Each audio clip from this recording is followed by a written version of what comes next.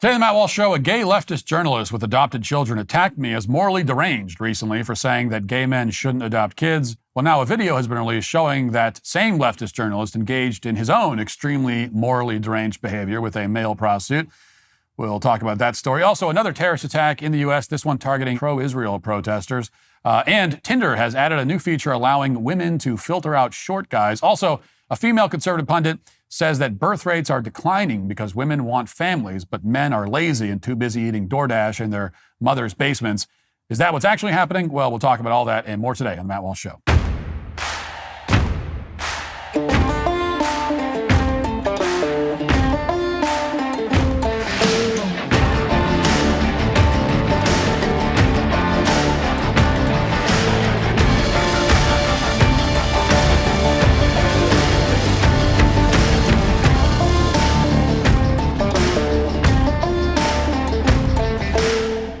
Okay, this is it. Your final day to save 40% on your new Daily Wire Plus membership. Visit dailywireplus.com and use code DW40 to join now. Privacy has become a luxury in this country, and that's honestly pretty messed up because here's the thing. You can't have real freedom without privacy. They go hand in hand. So who gets privacy? Not the regular, everyday person. The government hoards it in classified documents while they buy our personal data from brokers and track everything we do online. But here's what's interesting. There's actually a way to flip the script and take back some control. That's where ExpressVPN comes in. ExpressVPN creates a secure tunnel for all of your online activity through encrypted servers. So data brokers can't see what you're doing, which means their customers, government agencies, and big tech are left empty-handed. Here's the crazy part. In just the last year, ExpressVPN got over 400,000 requests for customers' data from tech companies and government agencies. How many times did they hand it over? 0. They can't share what they don't collect. I personally use ExpressVPN every time I travel for work. It gives me peace of mind knowing that my sensitive emails and financial information are safe, even on sketchy hotel or airport Wi-Fi. And it's simple to use. One click and you're protected on up to 8 devices, so your whole family can get their privacy back. Right now, you can get an extra 4 months for free when you use my special link. Go to expressvpn.com/Walsh. Get 4 extra months of ExpressVPN. That's expressvpn.com/Walsh. As we predicted a while back, the most irrelevant and low-energy Pride Month in the history of Pride Months is officially underway as of June 1st. The LGBT movement is currently coming to terms with the reality that after years of browbeating everyone into tolerating and then applauding and then participating in disorder and dysfunction, people are simply too disgusted and annoyed to put up with it anymore. And the signs are all over the place. The city of Boise, far-left stronghold in an otherwise very conservative state, just canceled its Pride Month kickoff due to insufficient attendance. This is the same city that proudly named the so-called Pride flag as an official government flag just a few weeks ago when the mayor claimed that the city is solidly behind the gay agenda. Turns out he might have overstated the case a little bit there. Meanwhile, major corporate sponsors like Meta, Anheuser-Busch, Comcast have fled San Francisco's Pride Parade, and reportedly 1/4 of corporate donors to New York City's Pride events, including virtually all the biggest donors, have either eliminated or greatly reduced their contributions this year. Something called Heritage of Pride, which organizes Pride events in New York, says they're losing hundreds of thousands of dollars this year. The future of the organization is now in jeopardy, and it's the same situation in Canada, if you can believe it. Google and Home Depot, along with Nissan, Adidas, and Clorox, have pulled out of the Toronto Pride Parade, leaving organizers to speculate about whether the event will even be able to take place in the future. And they're also seeing similar problems in Florida. Watch. LGBTQ organizations across the country are reporting substantial cuts in funding, stemming from corporations pulling their support away from sponsoring Pride events. Organizers say it's a direct result from many corporations ending diversity, equity, and inclusion programs in alignment with Trump administration policies. From last year to this year, it's like a total 180. Jameer Batiste is with Stonewall Pride Wilton Manors, which will celebrate its 25th year, June 14th. Batiste says the event has seen about a 20% decline in corporate support. We can't go back into the closet. Bruce Horwich with Miami Beach Pride, which just took place back in April, says it too saw a significant cut in funding from corporations and international visitors. Progress is made slowly. Unfortunately, right now, it's not 2 steps back or 3 steps back. It's probably about 10 steps back. It's why organizers are calling on the community and its allies. Show up. don't be deterred. Now, they'll blame the Trump administration for cutting funding. They'll demand that the community send them more money, but under no circumstances will they change their behavior. They won't stop twerking in front of children or engaging in sex acts in public, which is what happens at a lot of these pride parades, or glorifying the chemical castration of children, which they inaccurately call, gender affirmation. They won't do any of that because they're fundamentally narcissistic, and that's what the whole movement's about, which is why they call it pride in the first place. But millions of Americans are very aware of what the so-called LGBT pride movement actually stands for at this point. And that's why if you walk into your local department store, you'll probably see similar indications that the downfall of pride is upon us. A woman named Caitlin Francis just uploaded these two photos showing a side-by-side comparison of a Southern California Target store. Now, the image on the left is from June 1st, 2024. The image on the right, it was taken yesterday of the same spot in the same store. And as you can see, they've replaced the LGBT colors and the shirt saying trans people will always exist with clothing that reasonable people would actually wear. They've got American flag shirts instead of the LGBT propaganda now. So it's almost as if Target, like every other major corporation, has realized that normal people vastly outnumber the far-left activists that they've been pandering to. Indeed, with each passing year, Americans are increasingly aware of what the LGBT agenda actually is and what it entails. They're realizing that all of the promises of the so-called quote-unquote gay rights movement have been fraudulent all along. The facade is crumbling, and it's crumbling really quickly, in a matter of days in some cases. And if that sounds overstated, consider the rapid and recent downfall of the leftist journalist named Glenn Greenwald, who's become fashionable in certain corners of the populist right in recent years. Now, in case you're not familiar with Greenwald, he broke the story that the NSA was engaged in wide-ranging secret surveillance of American citizens, which without a doubt was very important reporting. It's made Greenwald's career by all accounts. And then with his newfound credibility, Greenwald grew his audience as a political commentator more generally. And he also started speaking out with this newfound authority about things like gay and trans rights. And in this capacity, Greenwald publicly attacked me just a few weeks ago.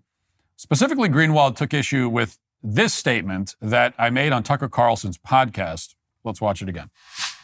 A child being in foster care is far from an ideal scenario. It's very, very sad.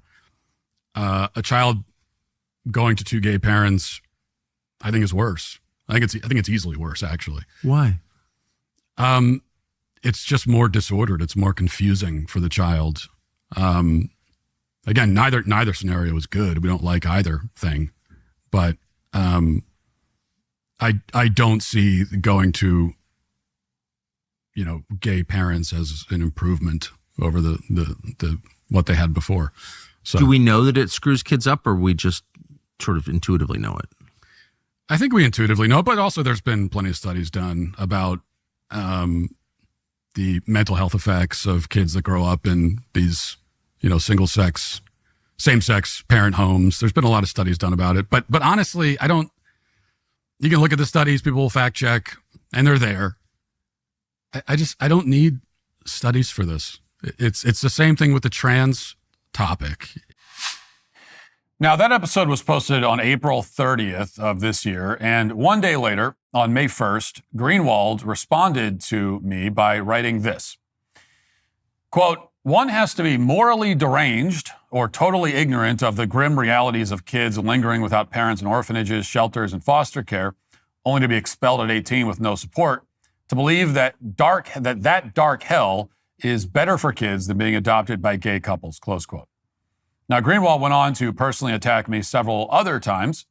For example, in response to another post on X, he wrote, quote, "Walsh's hatred for gay people vastly outweighs his self-glorifying professed love for the children." So, to recap, he says that gay men should be allowed to adopt young boys. He says it's far better than the alternative, which is leaving the boys in orphanages or foster care until a heterosexual couple can adopt them, not leaving them there permanently. That's not what I advocated for. I advocated for making sure that every child gets to a loving, stable home with a mother and a father. which is a possibility foreclosed for children who are given to homes with gay parents. But Glenn says that when I argue my position, I'm not actually interested in protecting children. He says that I just despise gay people because he's apparently able to read my mind. And above all, he claims that I am morally deranged.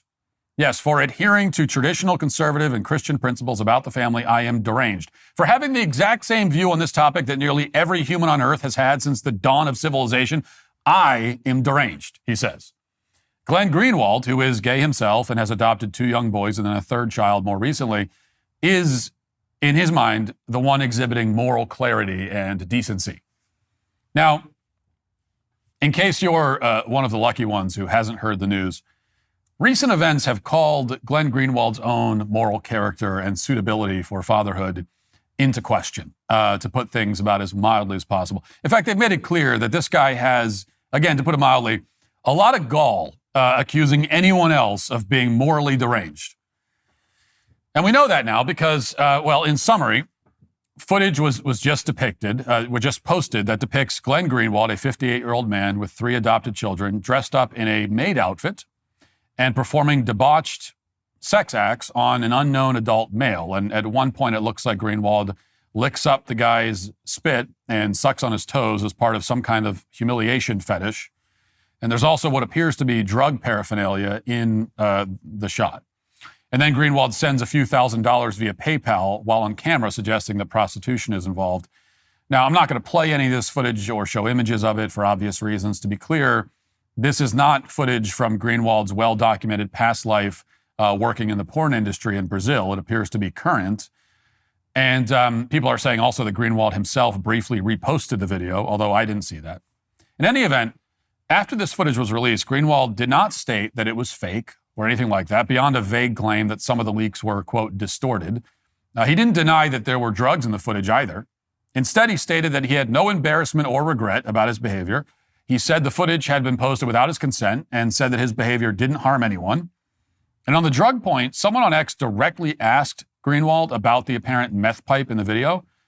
And Greenwald responded and did not at any point deny it or give any assurance that he is not using hard drugs. Instead, he said this, quote, "The point I've made from the start is that the moral and ethical code I believe in for my own life is one that I am satisfied and I am fulfilling.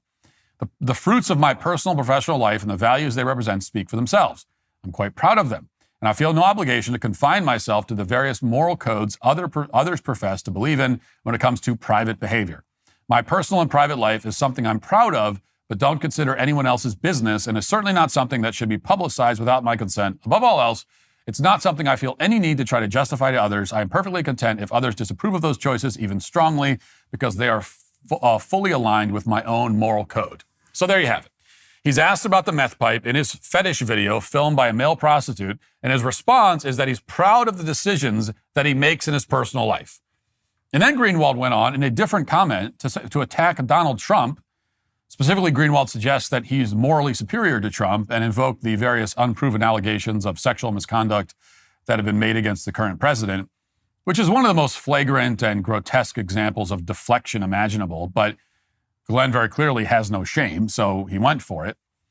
Now, watching this sad and sordid display, some conservative commentators, including some who I really like and respect and consider friends and still do, have defended Greenwald by saying that his private life is none of our business and that these acts were performed by, quote, consenting adults.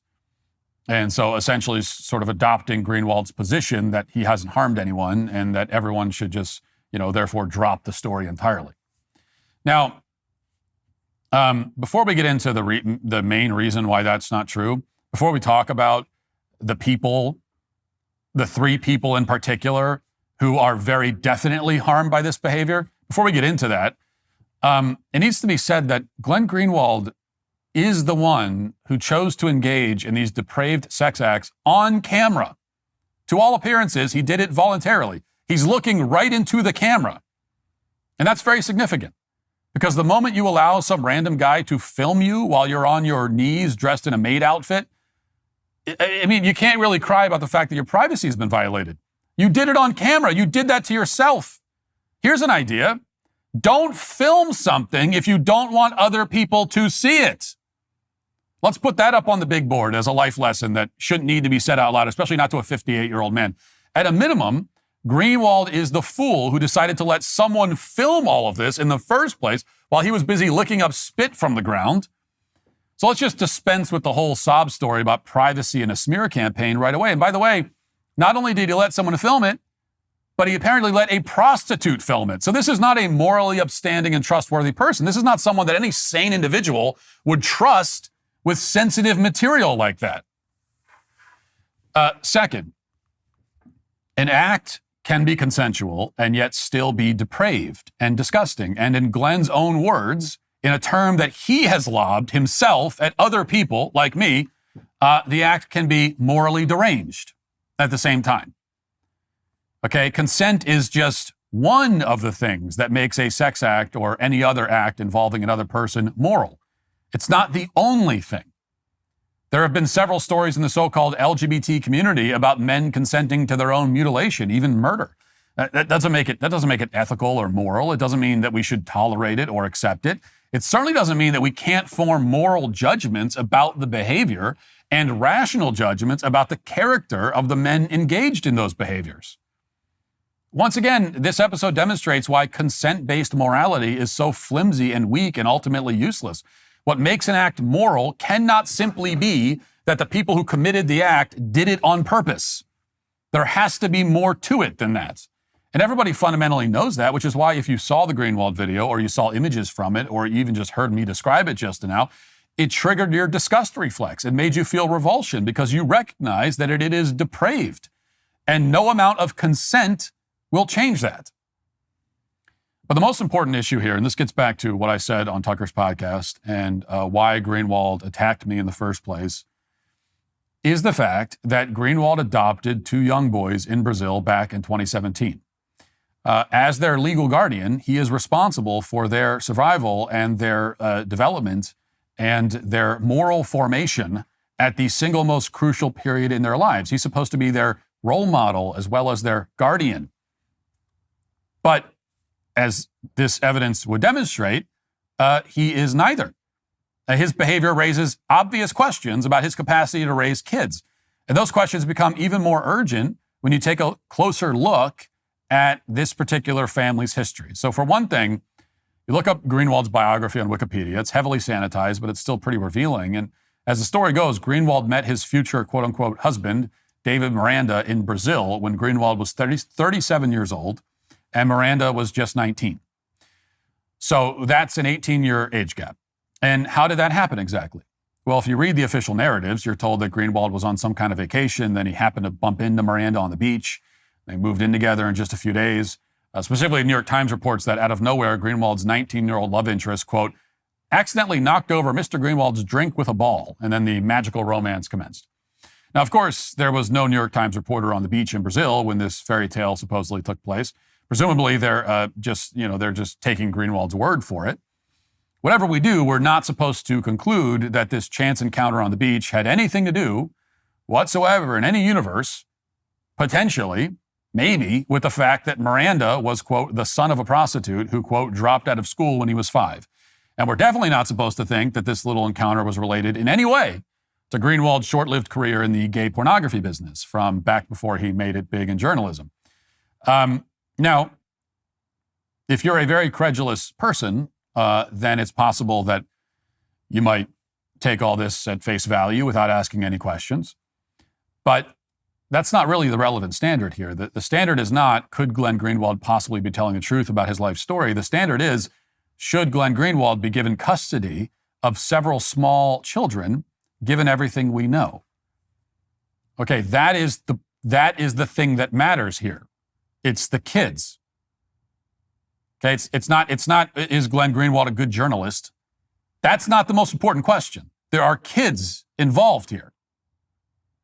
And he has the burden of proof. Because the consequences of a mistake are extremely severe. A mistake in like who you give, who you send the kids to. We're talking about the well-being of children. And Greenwald has consistently failed to meet this burden of demonstrating that he should have custody of these children. The question is, can we say with confidence, given everything we know, that the Greenwald household is a safe place for 2 young adopted male children. Or let's look at it this way. If this video of Greenwald in a maid outfit licking the feet of an apparent male prostitute with apparently drugs involved, hard drugs, had been posted before he adopted these boys, does anyone, even people who think gay adoption should be legal, does anyone actually think that the adoption agency would have or should have allowed him to take custody of those kids? I mean, the apparent drug use alone would be enough to rule it out. Or bringing this back to my original point, does anyone doubt at this point that his adopted children would have been much better off if they'd remained at an orphanage until a healthy couple composed of a man and a woman had adopted them? Can anyone really deny that, given everything we've just seen from Greenwald's own personal situation, that that's the case? Now, to be clear, the point here is not to attack Glenn Greenwald personally. He's the one who launched multiple personal attacks against me before I ever said a word about him. The point is to emphasize that what I told Tucker back on April 30th is true. There's a very good reason that male couples should not be able to adopt children.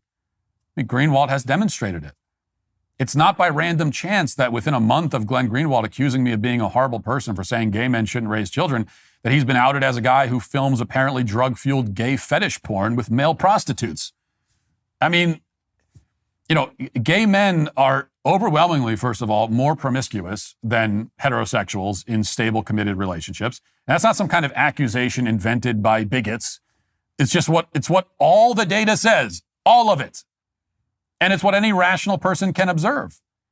Hollywood and the corporate press has spent something like 30 years trying to sell the idea that gay couples are, just like straight couples, and they want nothing more than to raise children in a wholesome, stable environment, even children that aren't theirs.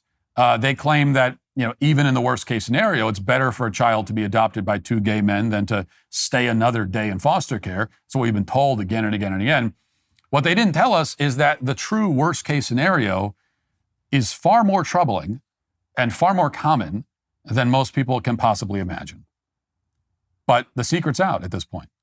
Pride parades are collapsing because the vast majority of Americans have come around to realizing that, realizing what exactly the LGBT movement is really pushing for. And now, just in time for Pride Month, Glenn Greenwald has made it abundantly clear with videotaped evidence why children should only be adopted by stable 2-parent households with both a mom and a dad. Here's the key point. Here's the key point of all points, okay? That's what the children have a right to. Every child has a right to a mom and a dad. It's what nature intends. It's how God designed it. And it's what every child is entitled to. Okay? And we should be a lot more concerned with the rights of these children than with the desires of men like Glenn Greenwald. Now, yes, if you say that out loud, they'll call you morally deranged. They'll say your views are backwards and outdated. But it doesn't matter what they think. What matters is the well-being and safety of children who cannot defend or speak for themselves. Children belong with a mother and a father. And as the esteemed journalist Glenn Greenwald himself has just demonstrated with video evidence, the consequences of denying this truth are dire. Now let's get to our 5 headlines.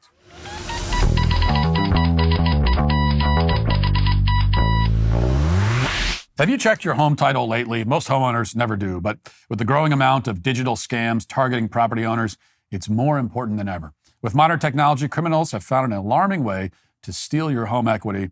They simply forge your signature on a document, add a fake notary stamp, pay a small county fee, and just like that, your home title gets transferred without your knowledge. Once they control your title, they can take out loans against your equity or even sell your property entirely. The worst part, you might not discover anything's wrong until you receive an unexpected collection notice or foreclosure letter. My producer, Sean, uses Home Title Lock to help protect his home and loves their service and the peace of mind they provide. Don't wait until it's too late. Take a moment right now to verify your home title status and protect what's likely your biggest investment. Use promo code Walsh at HometitleLock.com to make sure your title is still in your name You'll also get a free title history report plus a free 14-day trial of their $1 million triple lock protection. That's 24/7 monitoring of your title, urgent alerts to any changes, and if fraud should happen, they'll spend up to $1 million to fix it. Go to HomeTitleLock.com now. Use promo code Walsh. That's HomeTitleLock.com, promo code Walsh. Daily Wire reports the suspect in the firebombing attack targeting a pro-Israel demonstration in Colorado is believed to be an illegal alien from Egypt who overstayed his visa after it expired. Sources with the Department of Homeland Security say that the suspect in the attack, Mohammed Sabri Salomon, 45, is an Egyptian national who entered the United States during the Biden administration and overstayed his visa.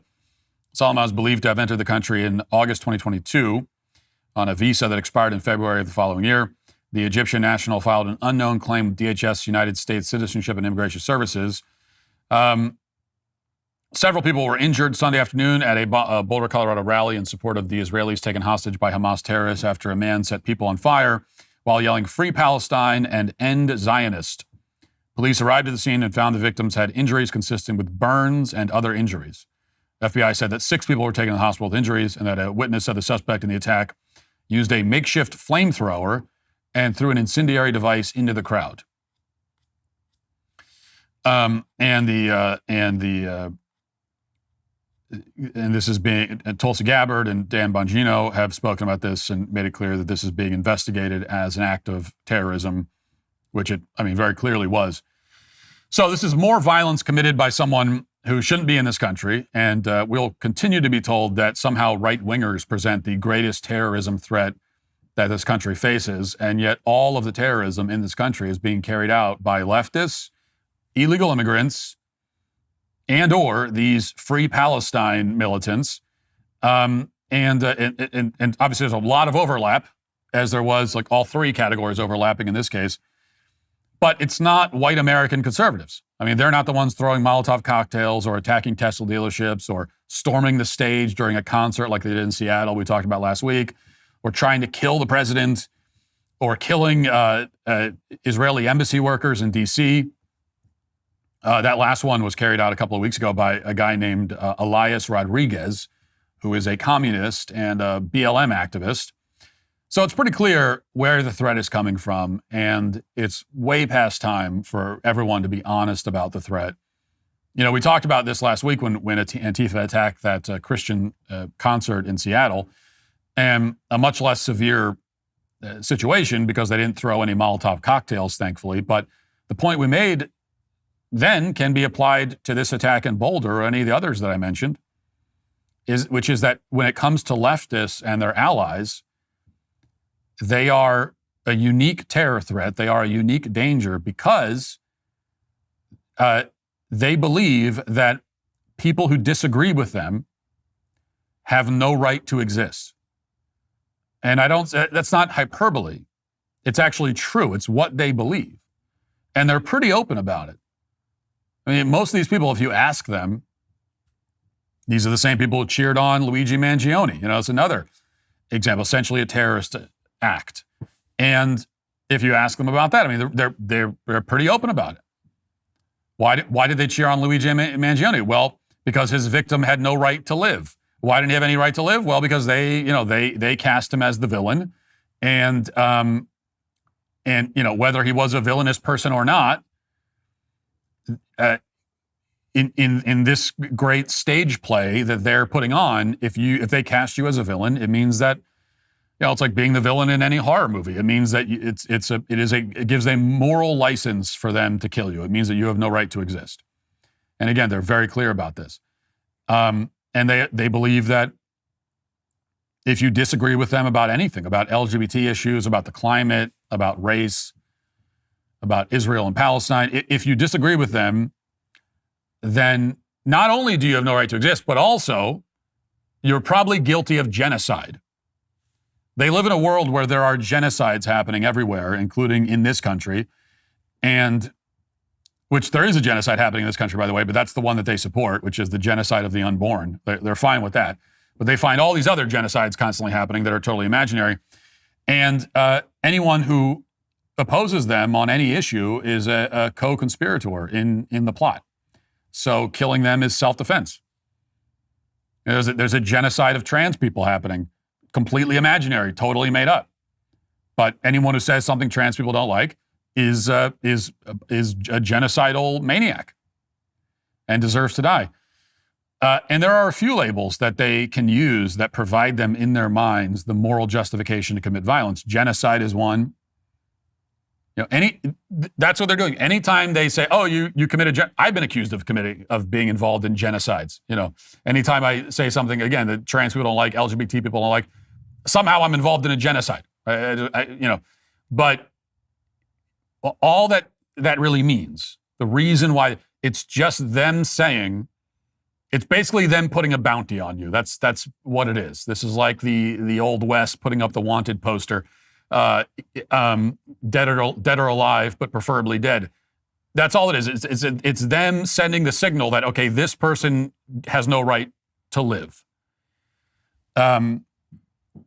So when they use the word genocide, that's what they're doing. When they use any racist, homophobe, a colonizer is another one. If they call you a colonizer, then they have the moral right to kill you.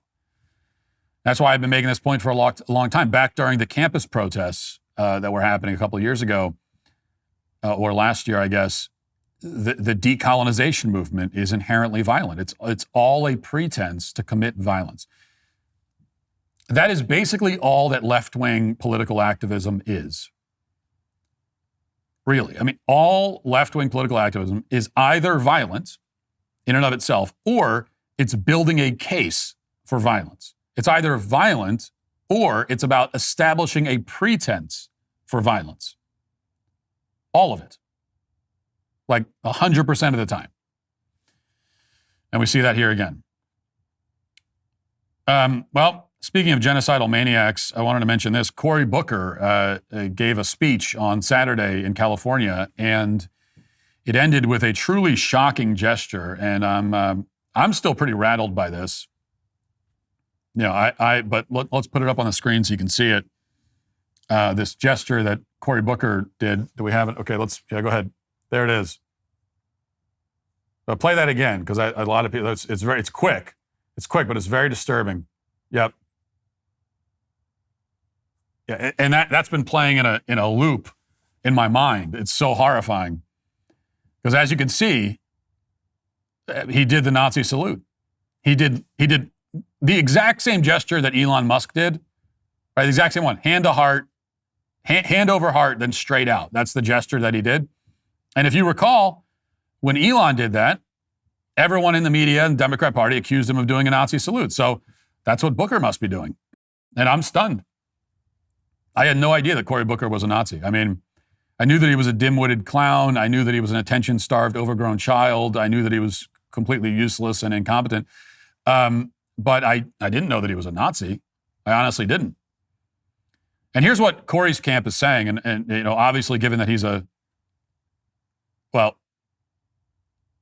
Nazi, you can't trust anything that he says. But Newsweek reports a spokesperson for Cory Booker told Newsweek on Sunday that the New Jersey senator was simply waving to the crowd after MAGA supporters claimed Booker had made a Nazi salute. Cory Booker was obviously just waving to the crowd. Anyone who claims his wave is the same as the Elon Musk's gesture is operating in bad faith. Maya Krishna Rogers, spokesperson for Booker, told Newsweek. The differences between the two are obvious to anyone without an agenda. Sorry, Maya, that's not going to fly because this is how it works now. Remember? The intentions behind a word or gesture are not determined by the person who says the word or makes the gesture. They're determined by whoever is most offended by the word or gesture. That's the way, those are your rules. That's the rules that you guys have set up. That you don't get to speak to your own intentions, your own motivations, your own meaning. You don't get to speak to that. Whoever is offended by whatever you said, it's their meaning, it's their interpretation that matters most. And I have to say, I'm deeply offended, and I would wager that everyone in my audience is too. I am among the people, the legions, who are profoundly disturbed and offended by that gesture. I'm scared, actually. To be honest with you, I'm terrified. Okay, and let me just tell you the truth. I could barely sleep last night. I was tossing and turning, and I had this image in my mind of Cory Booker doing the Nazi salute, I was terrified. Okay, trembling. So I have then the moral right to decide what Cory Booker meant by that, because I am so shaken by it. I'm literally shaking. Not right now, but I have been. I was able to pull myself together to do this show, just barely. So I have the moral right to decide this. Anyone else offended by it does. He doesn't have that right. Like, we say it was a Nazi salute because we're offended by it, and that's how this works. So those are their rules. That's the rules they've set up, and that's just how it goes now. Cory Booker's a Nazi. It's a fact. Fact. Cory Booker is factually a Nazi. That's it. You can't. I mean, I'm not putting an alleged on it. Let me be clear about it. He's actually a Nazi. That's how I feel. I feel that he is, and I feel that that's what that gesture meant, and so he is. That's all. All right, we've talked about Tinder recently and how generally awful it is, and how men in particular shouldn't use it, but really nobody should use it. Here's more evidence to support that claim. TechCrunch reports Tinder is leaning into dating apps' reputation for superficiality with the launch of a new feature that lets paid subscribers add their height preferences to their profiles. After a Reddit user posted a photo of the new height setting in the Tinder app, a company spokesperson confirmed to TechCrunch that the discovery setting has been launched as a global test. So they're adding a height preference. And this is a feature for women, obviously. I mean, men can use it too, I guess, but women are the ones concerned about height. I've never met a man who cares about a woman's height, right? I mean, if she's freakishly tall or something, like if she's taller than me, you know, then that might be an issue for some guys. But generally, height is not something that men are thinking about with respect to women. So this is a feature for women to filter out, or at least get recommendations that filter out, short guys. And as I said, this is just more evidence for why you shouldn't be on the dating apps in the first place. We've already talked about how the deck is stacked against men on the dating apps. There are fewer women, and the women get, on average, much, much, much more attention than men get. But, and, you know, so it's stacked against men, but really for both men and women, the whole thing is so dehumanizing. It really is. Doesn't have to be, right? You can have dating websites, matchmaking type services and so on, and dating websites that aren't dehumanizing, that are actually trying to help people who are serious adults looking for serious relationships find other people who are serious adults or looking for serious relationships and have the same kinds of values. You know, those kinds of sites used to exist. Maybe they still do. I don't know. But that's not Tinder, because Tinder treats you like an object. And when I hear about Tinder, it reminds me, every time I hear something about Tinder or some new update, it reminds me, the way people talk about it, it reminds me of something like Zillow. You know, the real estate website where you can go and find houses that you are for sale if you're looking to buy a house. And, you know, I have a lot of experience. I have no experience on Tinder. I have a lot of experience with Zillow because we've purchased a lot of houses, one at a time. I'm not saying we only own one house. I'm saying we've moved a lot. So we've had to, one at a time, we've bought houses and sold them, unfortunately. So we've switched houses many times. So anyway, on Zillow, you can narrow down your search with like this extensive list of specifications. And there are specifications that will probably weed out houses that you would have otherwise liked, right? Because it's kind of arbitrary. Like you might put, when you're looking for a house, you might put that you want to see houses with 3+ bedrooms. And so it's only going to show you that. But there might be a house with 2 bedrooms and a bonus room or some other kind of room that you could make into a bedroom that has all the other things you're looking for, and it's an affordable price, and that you would have wanted to buy, but you're not going to see it because it's only giving you the specifications that you asked for. And this is what you do when you're looking to buy an object. You get really specific and choosy.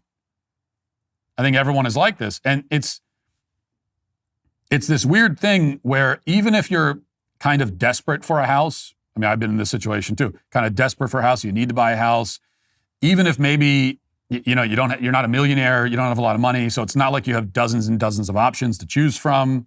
You're kind of in you think in a sort of a beggars can't be choosers situation.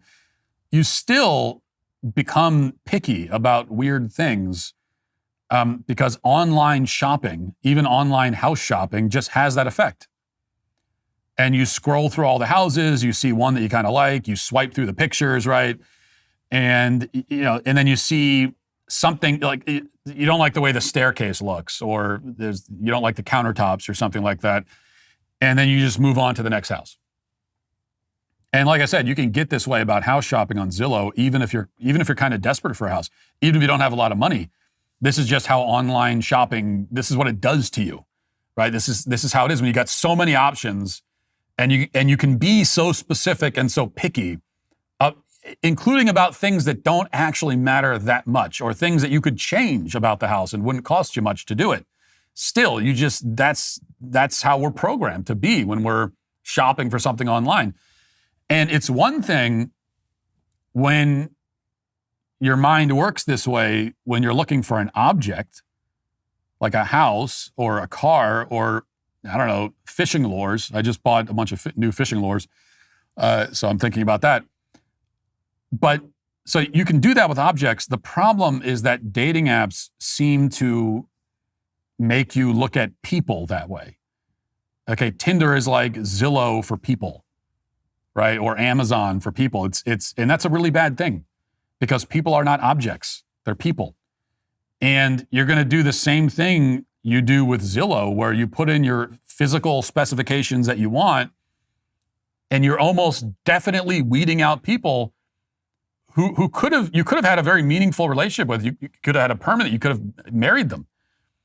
But because maybe they didn't fit one little specification that you had, but they got everything else you could possibly want in a person. And that other thing really doesn't matter that much. But you're not even going to see that person because you've weeded them out.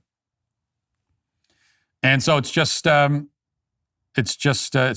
It's like, it's not how, this is not how human relationships work. It can't work this way at scale. It never has. There's no precedent for it. There's no analog to this in human history. This is not how people, it is inherently dehumanizing and objectifying for both men and women. And on top of that, the specifications aren't even evenly applied. Because if you're going to allow women to narrow down a search based on height, then as many people have pointed out, and I agree, you should allow men to narrow specifications based on what is important to them physically, which would be weight. Fair is fair. Height to women is like weight to men. Only the weight bias is a lot more justified because, for one thing, weight is a choice. Like if you're overweight, I don't care what you say, you are choosing that. You don't have to be. You could eat less and lose weight. That's the laws of physics. It will happen. So it's a choice. And also, if someone is severely overweight, it does actually reflect poorly on their character. It doesn't mean they're bad people. It doesn't mean they're irredeemable, certainly. We all have flaws. I'm not saying that, but it is a character flaw. I mean, it's you're wearing your character flaw, and that's an unfortunate thing about gluttony, is that you wear your character flaw on you as in the form of body fat so people can see it. There are plenty of character flaws a person might have that are just as bad, but you don't wear it. You don't sort of advertise it publicly so people don't see it. But even so, it is a character flaw. It is a choice. And so sort of having a bias against women who are severely overweight is much more reasonable than having a bias against men who are short, because a man's height is not a choice. It doesn't reflect his character at all. And so if you're going to allow that, if you're going to allow that kind of bias, that kind of specificity, that kind of pickiness, right? If you're going to allow those specifications on the site, then you should also allow it for weight. And yet, this Tinder doesn't do that, and I don't think any site does that. Because if they did, that would be seen as some sort of attack on women. That would be seen as, then we'd have this whole thing about body positivity. Even though, again, it's a lot more important. Body positivity is is mostly a nonsense concept because it's applied so often to things that are actually flaws that are changeable. And so you shouldn't be positive about them. You should try to change them. But if body positivity could be legitimately applied to anything, it'd be something like height. You know, if you're a short guy, like, yeah, you should just be positive about it. And this is the body God gave you. You can't change it. So that's an area where that should actually apply, but we don't apply it to that. Anytime someone talks about body positivity, they're never talking about height. They're always talking about something like weight, something that can be changed. So it's all bad all the way. In conclusion, let's get to the comment section. If you're a man, it's required that you grow a beard. Hey, we're the Sweet Baby Gang. Summer's here and seasonal businesses are desperate to hire, from kayak instructors to berry farm managers and beyond. People with these niche skills are suddenly in high demand, and let's be real, they're not easy to find. Whether you're hiring for one of these roles or any other role, how do you find top talent before the competition gets to them? Well, you do that with ZipRecruiter. And right now you can try ZipRecruiter for free at ZipRecruiter.com/Walsh. ZipRecruiter's smart matching tech finds the perfect people for your jobs. Post your job and instantly see qualified candidates matched to your needs. And when you spot someone amazing, ZipRecruiter helps you reach out right away. Just use their ready-made invite to apply messages to personally connect with your top picks. Here at the Daily Wire, we're always looking for top talent. Having the great features ZipRecruiter offers would make hiring a breeze for any business owner, big or small. Gear up for the summer with ZipRecruiter's high-speed hiring tools. See why 4 to 5 employers who post on ZipRecruiter get a quality candidate within the first day. Just go to this exclusive web address right now to try ZipRecruiter for free. ZipRecruiter.com/Walsh. Again, that's ZipRecruiter.com/Walsh. ZipRecruiter, the smartest way to hire. Matt, I need to tell you about the newest member of the Sweet Baby Gang. My son, 1.5 years old, we read Johnny the Walrus to him, amongst many other books. Often, anytime we get to the zookeeper, we say Matt Walsh. He then brought us the book today and called it Matt, You Have a Fan. Well, you're raising him right. That's good to hear. And I can tell you that our youngest are about that age. Well, they're a year older, 2.5 years old, twins. And they also love Johnny the Walrus, except they call the book Daddy, and they can't wait to get to the page with the zookeeper, and then they point to it and shout Daddy. So they've got great taste in literature at their young age, which is a good sign, and so does your son as well. Couples counselor here, and Matt, you're exactly right about going to bed angry and fighting versus arguing. There's a great deal of reliable research supporting these ideas, and they're echoed by the Gottman Institute. These are more than just wise observations. They're also scientifically sound. Well, there you go. See, I could be a counselor myself. And I actually mean that. I'm not qualified for much in life. I realize that. But I am qualified to be a counselor only because a good counselor just requires having basic common sense and not being afraid to say things out loud that are sensible. That which is a bar that the vast majority of counselors, I'm sure with the exception of the person who left this comment, it's a bar that the vast majority of counselors do not actually reach. So not only am I qualified to be a counselor or a therapist, but I, in fact, am vastly more qualified than the vast majority of counselors and therapists that are working today. And so are you. If you're just a common sense person who's not afraid to say something that's sensible, you could walk into any therapist practice and you probably would do a much better job than everyone working there. I mean, on average. Matt, you say it's okay to go to bed angry, but I think you mean go to sleep on the couch angry. No, I meant bed. This whole, I'm sure I've commented on this in the past. I know that I have. But this whole, my wife made me sleep on the couch thing is incredibly cringe. I think it's dying away a little bit. It's kind of a sitcom, a 90s sitcom motif. But you still see it. You still see comments like this all the time. I see these comments. And I get these comments a lot if we're talking about gender dynamics or something. And I say anything that people perceive to be sexist or whatever. I get these comments, oh, Matt's sleeping on the couch tonight. I hate these kind of comments. I've always hated it. No, I'm not sleeping on the couch. I'm sleeping in my bed. I'm not getting kicked to the couch like I'm some kind of child, like I'm the dog being told to get out of the bed. Okay, that's not, I'm sleeping in my bed, which has never been an issue, by the way, because my wife has never and would never try to tell me that I can't sleep in our bed.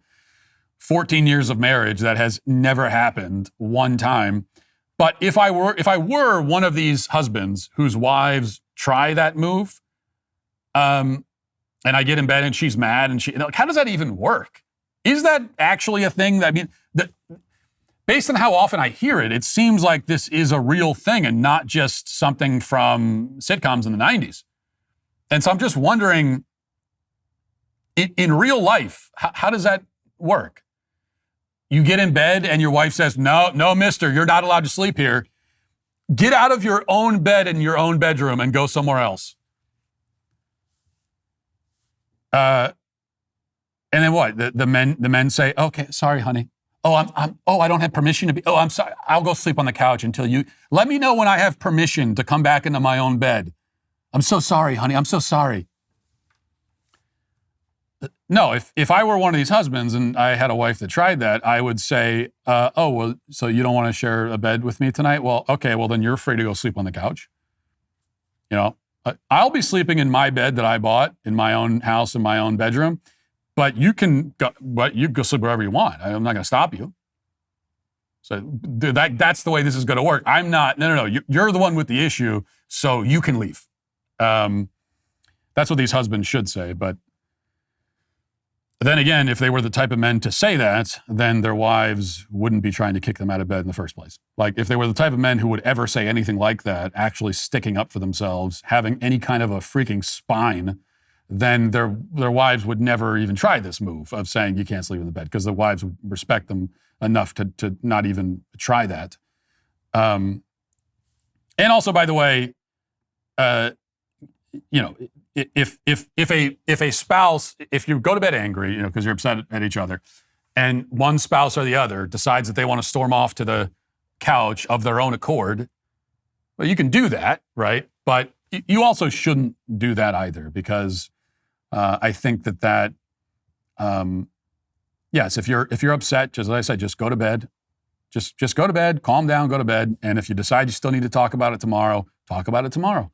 And you'll be rested. And so nothing bad can come of that. There's a lot bad that can come of just trying to hash it out while you're tired and it's like 12 o'clock at night now. But if you are going to do that, you should still sleep in the same bed, because setting this precedent of, well, I'm not going to even physically be near you because I'm upset, I think that sets a bad precedent. And it's kind of part of my kind of go to bed angry strategy is that not only are you going to bed and you're going to both of you will calm down and you'll just wake up rested and refreshed, but also the act of going to bed in the same bed where you're at least physically near each other and not yelling at each other. And yes, you're sleeping, but just that alone, I think that's part of why the go to bed angry strategy can work. So don't go to the couch. Finally, are there any Matt Walsh fans who would trade a show every Friday for another movie, an hour less every week for 90 minutes of Matt? Are at some point, no thanks. I understand your point, but not all 90 minutes are created equal. And films, if done well, have a kind of power that a podcast episode just never will or can. And, I've done what are we on? I've done 1,600 hours of this podcast. 1,600 hours. And that's a lot. And I've done 3 hours of movies, right? They're both about an hour and a half. I would wager that the 3 hours of movies that I've done have had more influence on the culture and are more remembered and had, in general, a greater impact than the 1,600 hours of podcasts combined. And, I don't say that to knock podcasts. I still do this podcast every day, or almost every day now, 4 days a week. I think it has value. It does matter. If I didn't think I had value, I wouldn't do it. It does matter. Like I said, I put a lot of work into it. I care about it. If I'm going to do something, I'm going to try to do it well to the best of my ability. But films, art, entertainment, if you do that well, can speak to people in a way, kind of using a language that just is not accessible in podcast form. That's the power of storytelling. So yes, if you're looking at it just by the number of hours, it's a loss. But if you look at it in terms of impact, then I think that this is a gain. I think that ultimately you gain from it. You know what this country needs more of? Strong men, mentally, physically, and morally. But most men these days aren't operating at full strength, worn down by long days, poor sleep, and worse nutrition. That's why I recommend Responsible Man, a new line of supplements built for men who lead. No fluff, no fads, just what your body actually needs to perform. It starts with Emerson Multivitamin, 33 physician-formulated ingredients to support your energy, focus, heart, and immune system. It's not your grandpa's Centrum. And now Responsible Man has released their new product called Theodore Protein, named after Theodore Roosevelt. It's built to fuel the kind of strength and grit that modern men are, very often missing. With 25 grams of premium American-made whey protein and no junk fillers, it closes the gap fast. Here's the deal. Go to responsibleman.com, use code Walsh, and get 50% off your first order. Strong men build strong families and a strong country. Responsibleman.com, code Walsh. All right, this is your final chance, last day, so listen up. If you're not already a Daily Wire Plus member, you need to fix that right now. Today only, new annual memberships are 40% off with code DW40. That gets you all of our daily shows, unfiltered and ad-free, our entertainment library, including my blockbuster documentaries like What is a Woman and Am I Racist? But if you're not a member, you get none of it. Go to dailywireplus.com, use code DW40, and save 40%. This is the last day. Don't miss it. Now let's get to our daily cancellation.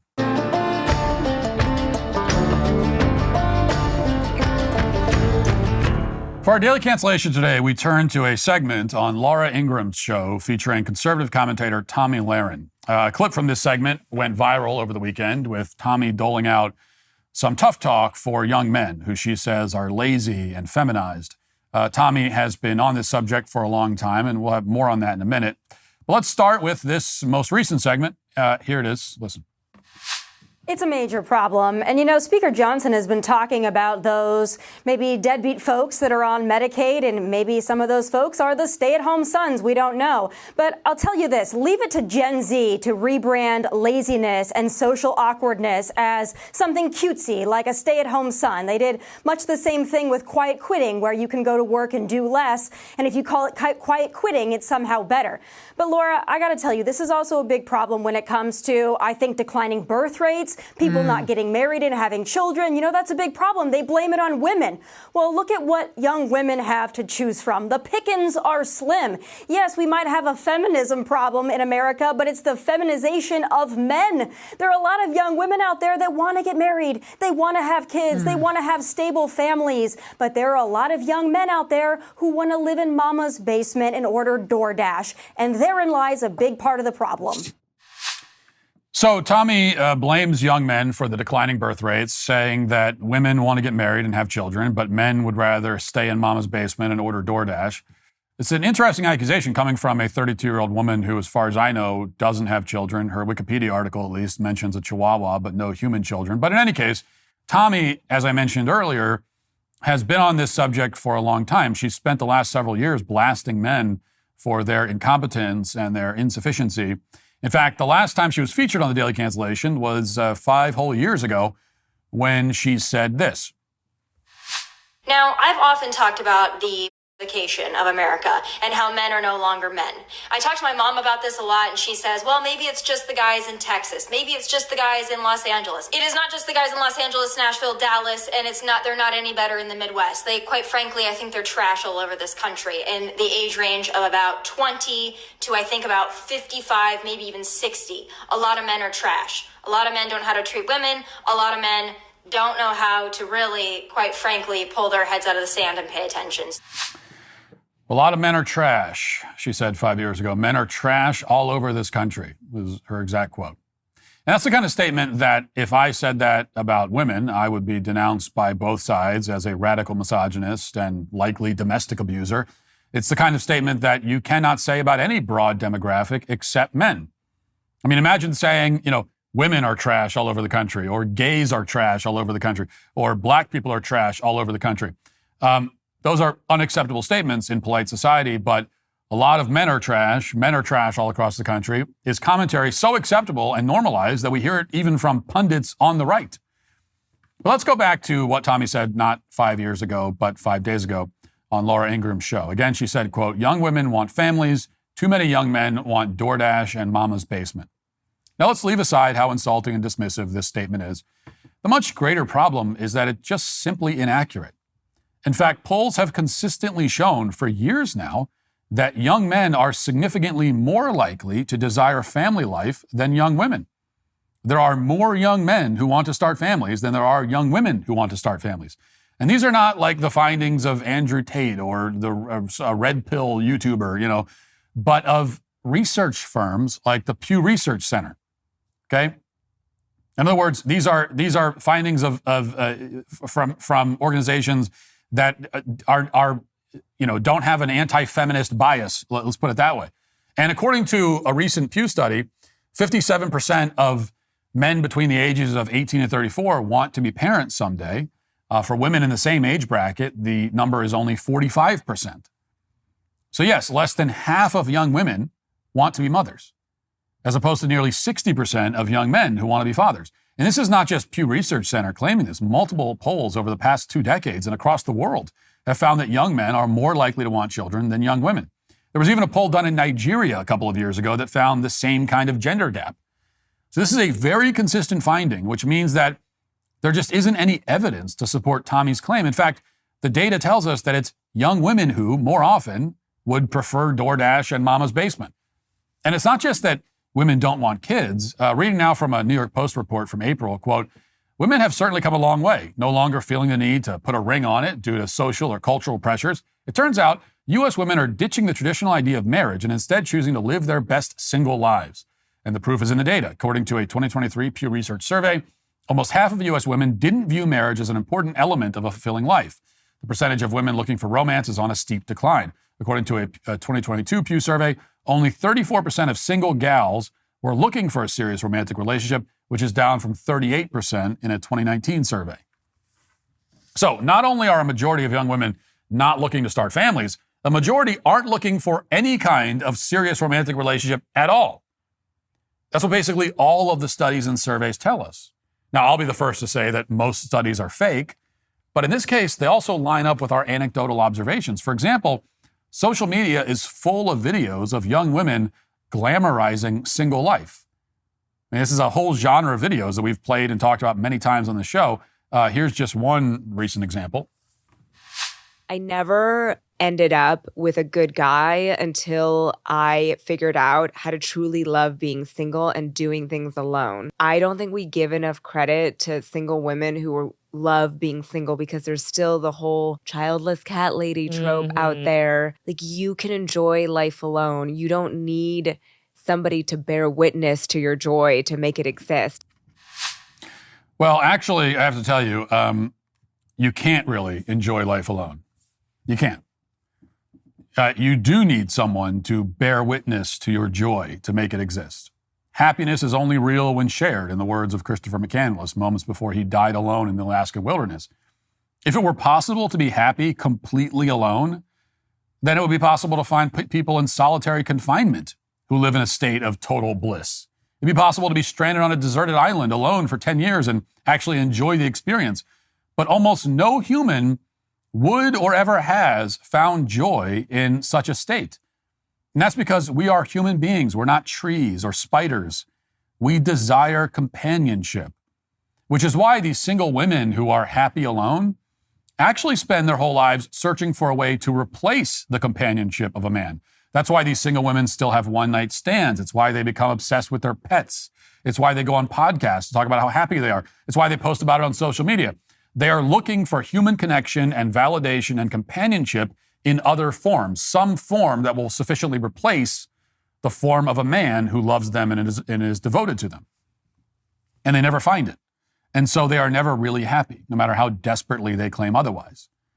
Now, women aren't the only ones giving up on marriage and family life, but they are giving up on it more often and in greater numbers. In fact, there is a distinct difference even between the young men who have given up on family life and the young women who have given up on family life. Like, even when you compare those two groups, the men and women who both say that they're not going to get married or have kids, there's still a difference. And the difference is this.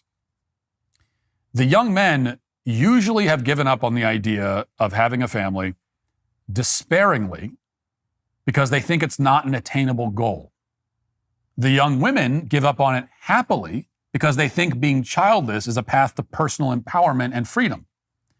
Now, in my pretty extensive experience talking to young men who plan to be alone and single forever, almost none of them are happy about it. I don't think I've ever heard any of them claim that they're empowered by this decision. They have resigned themselves to the fate because they believe, wrongly in my opinion, that they have no hope of ever winning the affection of a young woman who will love them and stay loyal to them for life. You know, I have no doubt that some young women have also given up on dating out of a similar sense of despair and hopelessness, but it seems much more common that they'll cast their decision as empowering and objectively good in and of itself. In other words, a man gives up on getting married and having kids because he feels like he has no choice. A woman gives up on it because she feels that giving up on it is the best choice. And I think both are wrong, but one is wrong for a worse reason. But this isn't just about pointing fingers and establishing who is more to blame for the problem. The point isn't even what Tomi said. It's what she didn't say and never says. It's what almost no conservative female pundit in the mainstream will say. Now, we've heard all of them scold young men. We've heard their tough talk and supposed tough love targeted at young men. We've heard that for years. Well, my question is, when will they start directing even an ounce of that criticism and that toughness towards young women? You know, I call young men out on this show all the time. I challenge young men to work harder, to improve themselves, to toughen up all the time. I talk about that all the time. Just ask a lot of the red pill YouTuber guys who don't like me for that reason. So I'm not afraid to do that. But why won't Tomi do the same for young women? Why won't any of these female pundits do that? Why don't we ever hear this kind of tough talk about, these women, they're just lazy. All they want to do is sit around. We never hear that from women about women. If women, they will only say it about men. Why won't they challenge young women to live up to their obligations? In fact, when pressed, Tomi won't admit that young women have any obligations at all in the first place. I want you to listen to this exchange on Piers Morgan between Andrew Wilson and Tomi Lahren. This was a couple of months ago. I thought it was a very revealing exchange. Let's watch it. Women on the right, covert feminists on the right, are constantly and consistently talking about how they need to have privilege in society. I want men. Their version of masculinity is men who take care of us, men who protect us, men who do all of this. Those are all duties that men have towards women. Great. What are the duties that women have towards men? What are the duties that women have towards anything? What do men get out of this arrangement? What are we getting out of this arrangement? Can you tell me? I mean, I was going to answer a second ago. I don't want to interrupt you. Hang on one second. Let Tomi respond. Most men are born that way. Let Tomi respond to that, and then I'll come to you, Jez. And then Sean, you've been waiting patiently. So most men are born to be protectors and providers. I can't imagine my dad saying, you know what, to my mom, you know what, I'm not going to be a protector and a provider unless you do this. That's not how real men operate. Real men are protectors and providers, and they marry women who hopefully have some virtue, but also bring a lot to the table as well, that are great mothers, great wives, caretakers of the home. There's nothing wrong with being a traditional wife and mother. You're misunderstanding me if you think that I think that women should just be out doing whatever they want. I think that there are gender roles that should be respected. But I don't think a man needs to get something out of it to be a manly man, a protector and a provider. If you think you need to get something out of it, I quite frankly don't consider you a real man. Now, Andrew asked a very reasonable, important question. What are the duties that women have towards men? Tomi, who talks a lot about the duties men have towards women, could not list even one duty that goes the other way. She says men have the duty to be protectors and providers. I agree, by the way. I say that all the time. You're not going to find anyone who agrees more with that, or you're going to find very few conservative pundit types who, I can't believe I just called myself a pundit, who talk about that more often. But, okay, so men, that's the obligation that men have to women. What obligations do women have to men? She could not provide even one obligation that women have towards men. Instead, she says that a man who expects to get something out of a relationship with a woman is not a real man, which means that in Tomi's world, no man in history has ever been a real man, because of course every man hopes to get something out of his relationship with a woman. Men are human beings. They're not robots. They're not machines programmed to do the bidding of their female operators. Men are human. They have their own dreams and goals and desires. That's okay. They're allowed to be people, aren't they? In fact, women who are in relationships should want that. Like, I can't imagine how it would make my wife feel if I said, I don't really get anything out of this. It's not for me, though. I don't get anything out of this. That's insane. That's an insane attitude. Of course I should get something out of my relationship with my wife, and she should get something out of it, too. If either of us can look at it and say, we're not getting anything out of this, then like something has gone massively wrong here. The fact that it's apparently shameful for a man to want anything out of a relationship at all, the fact that he can be shamed for expecting anything out of his girlfriend or wife at all of any kind, should tell you everything you need to know.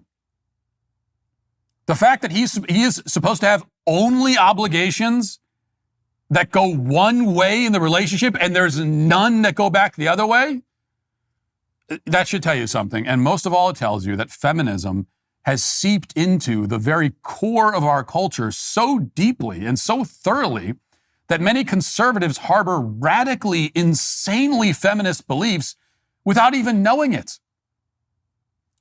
So this is my challenge to people like Tomi. You've lectured men enough. We've all heard the speech. Some of what you say about men has a degree of validity. Some is kind of bitter and resentful and doesn't have a lot of value. But what would have a lot of value is if you would, just once, deliver one of these harsh, no-nonsense speeches to the statistical majority of young women who have no desire to have children and become mothers and do their part to continue the human race. A lot of young women have never been told by anyone that they have any obligations or responsibilities of any kind. The very concept of responsibility is foreign to them. Certainly the concept of having responsibilities to men is not only foreign to a lot of young women, but anathema. Okay, there is not a young man who exists in the country who has not been told many times about the obligations he has to women. But there are many young women, millions, almost all of them, have never been told, ever, that they have any obligations to men. I mean, if they were told that, it would be like, it's heresy. It's blasphemy against what Katy Perry would call the divine feminine. I still don't know what that is, but, I guess it's blasphemy against that. Now, I don't know if those young women are eating DoorDash or not. I don't know if they live in their mother's basement or if they live somewhere else, but I do know that they exist.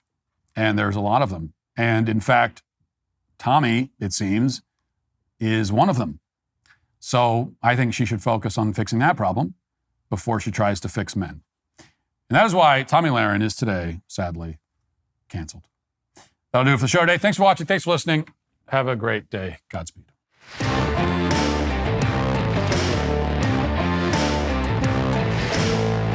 A left-wing journalist retweets a video of himself doing the unspeakable with a male prostitute. That's not surprising. What's surprising is conservatives are defending it. Elon leaves the White House, and I sit down with the Prime Minister of Hungary. Check it out on The Michael Knowles Show.